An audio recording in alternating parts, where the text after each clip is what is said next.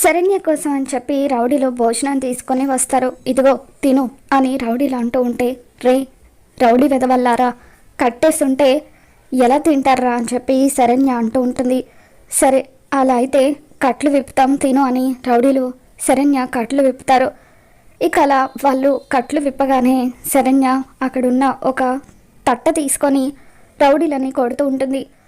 తర్వాత అక్కడున్న రోకల్ని తీసుకొని రౌడీలని చితక్ కొడుతూ అక్కడి నుండి పారిపోబోతూ ఉంటే రౌడీలు శరణ్యని పట్టుకొని తీసుకొచ్చి చైర్లో కట్టిపడేస్తారు.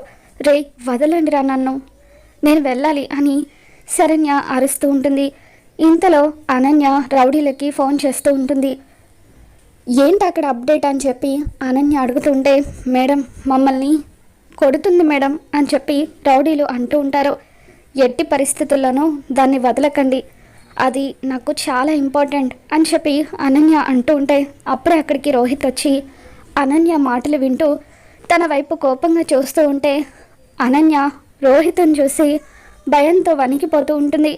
మరి శరణ్య విషయంలో అనన్య చేసిన కుట్ర గురించి రోహిత్కి తెలిసిపోయిందా? ఏం జరగబోతుందో మళ్ళీ మన ఛానల్లో తెలుసుకుందాం. ఈ వీడియో మీకు నచ్చినట్లయితే తప్పకుండా లైక్ చేయండి.